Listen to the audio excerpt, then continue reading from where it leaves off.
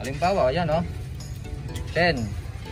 Pagka hinalo mo sa 20, mapapansin yan. Mapapansin talaga dahil maliit. Kaya hindi nila pwedeng ihalo yan.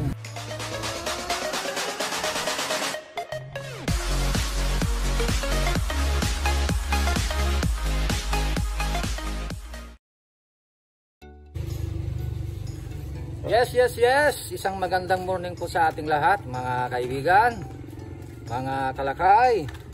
Nandito tayo sa harapan ng aming bahay. Ito, nakaready na po yung aming kargada. Ihahatid na namin at kasama ko si Kabagot. At nag-di-off yung tagatinda natin doon na estudyante, si Jessica.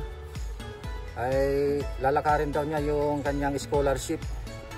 Dahil yung dalawang magkapatid na yun ay nag-aaral pa. Senior high school yung isa at yung isa naman ay college. At kumukuha siya ng criminology. Kaya ito, wala tayong magawa kundi si Kabakot ang magtitinda doon. Pero kasama niya yung lalaki para may magbabantay mamayang tanghali. Kasi mamayang tanghali ay uuwi rin si Kabakot. Susunduin ko siya mamayang tanghali para makatulog naman siya after lunch. At mamayang hapon, mga alas 5 ay ako naman ang susundo. So ako ay tagahatid lang ngayon, mga kalakay. At ito nga pala, shout out doon sa nagtatanong at nagre-request ng vlog tungkol sa aking katas ng fried chicken. Itong bahay ko daw at aking iba-vlog. Actually ay na-vlog ko na po ito. Pero ito po, papakita ko lang yung aking bahay. Yan po. Yan po yung bahay namin. At totoo po yung sinabi niya. I-flash ko na lang sa screen yung kanyang pangalan. At ito po, kung magkano ang aking nagastos, ay mahigit kumulang na charing. Hindi ko sasabihin. Pero totoo po yung mga akala nila na katas po lahat ng fried chicken yan. Dahil ang iba pang mga negosyo namin ay hindi pa naman talaga kumikita ng anuman o malaki. At para makita ninyo, para maging inspirasyon na din sa ating mga kalakay na subscribers na nagninegosyo ng fried chicken. Akalain ba ninyo ay vendors lang tayo ng fried chicken pero nakapagpatayo din tayo ng bahay. Kaya shout out sa mga nagpa-fried chicken dyan at nagmamanok. Porsigido lang tayo ay magkakaroon din tayo. At alam ko na marami pang iba dyan na nagbe-vendor, nagpa-fried chicken na mas maangat pa yung buhay sa akin. Dahil siguro ay matagal na rin sila sa negosyo nila. So sa mga nagsisimula ay tuloy-tuloy lang. Dapat kung mayroon tayong failure ay tuloy-tuloy lang. Ayun, tawag na ako ni Kabakit dahil ito, tinanghali na kami. So guys, pupunta tayo sa pwesto. Shout out time. Shout out kay Nana. Shout out Renzo Karaan TV. Shout out Maria Eleanor Alabaso. Shout out Wongs TV. Shout out Chester Adornado. Shout out Franjo Pilletera Vlogs. Shout out Resty Arios.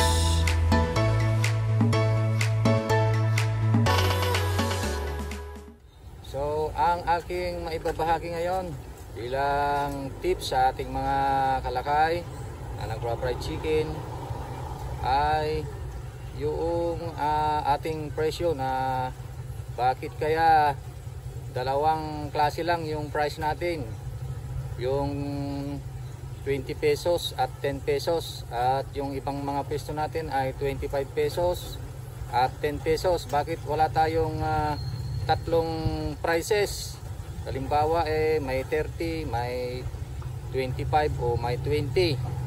Bakit dalawa lang yung fried chicken natin na ang presyo ay dalawa lang?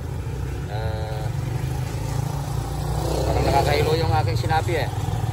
Yung presyo natin ay dalawa lang. Kung hindi 25 at 10 ay 20 at 10 at wala nang iba. Wala nang 35, walang 40. Paulit-ulit lang daw. Yon. Oh, nahilo na ba kayo?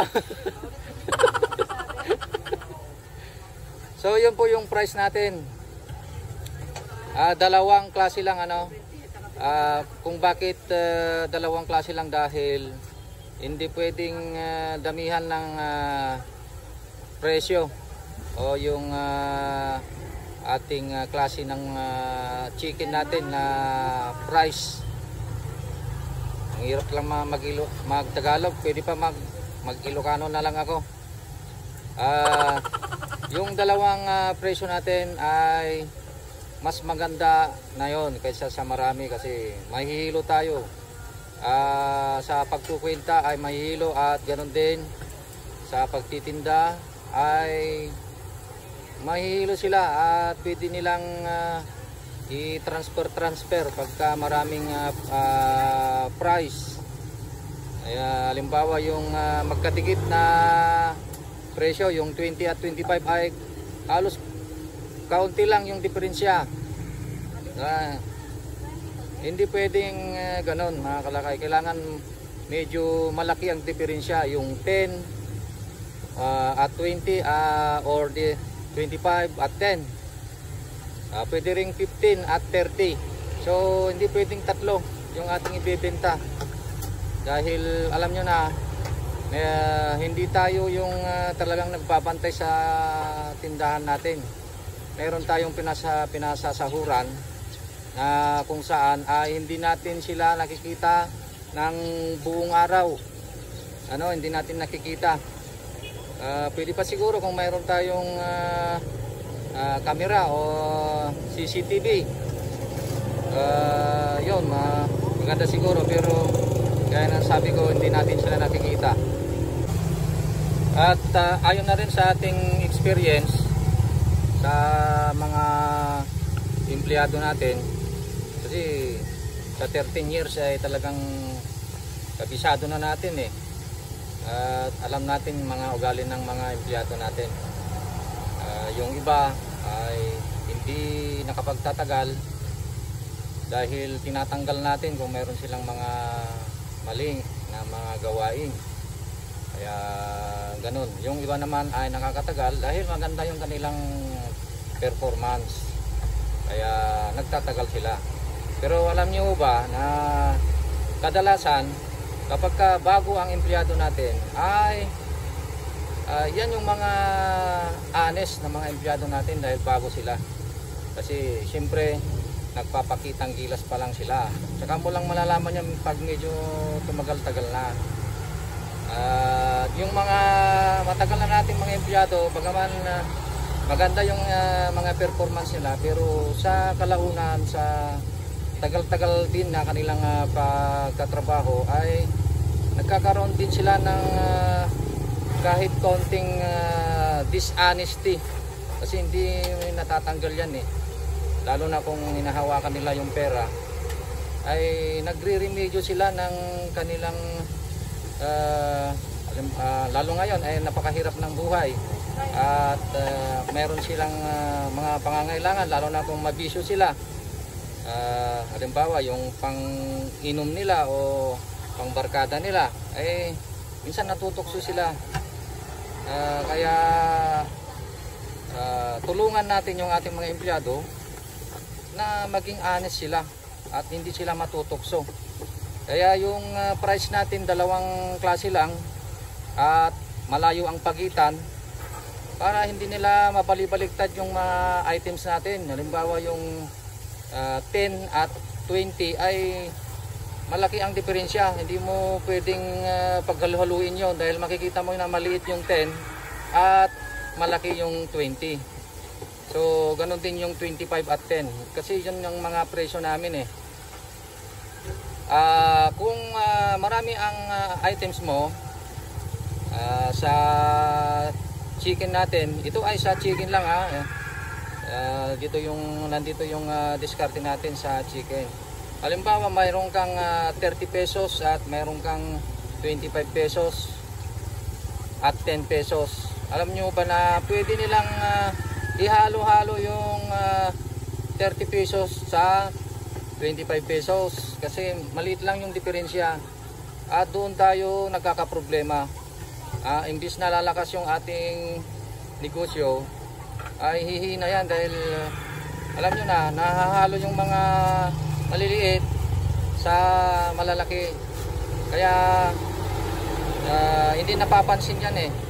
So tumutubo yung mga empleyado natin, nandyan yung dishonesty. Kaya yung mga ganong mga empleyado, kung nahahalata na natin ay yun, pagsasabihan natin sa una at kung hindi na nagbabago ay talagang tinatanggal natin. Alam nyo, kung hindi mo na pinapakinabangan yung empleyado mo at ito ay imbis na napapakinabangan mo ay naninira na ng negosyo, ay talagang tanggalin na.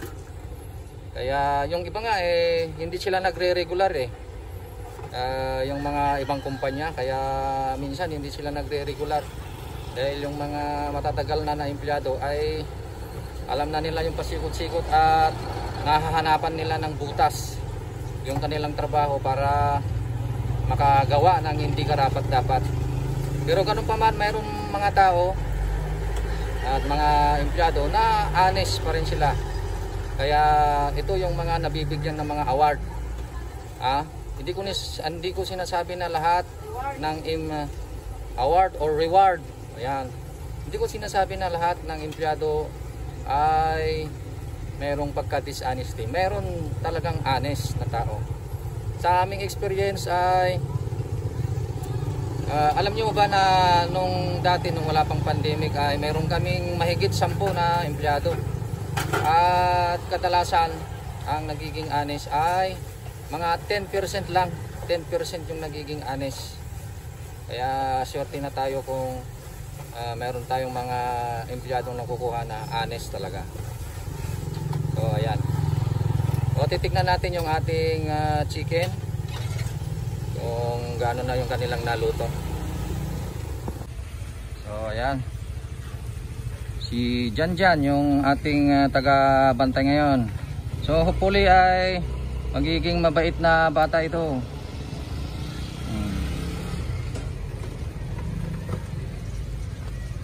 Yan po yung ating chicken. Bagaman dalawa yung ating flavor ay parehas silang 20 pesos each. Yan, parehas sila 20 pesos. Kaya kahit paghaluin nila yan ay hindi ganong naapektuhan yung ating diskarte sa negosyo dahil parehas naman yung presyo. Kasi ito halimbawa, ito yung ating 10, meron na tayong 10, nakaluto na si Kabakag. Halimbawa, ayan 10.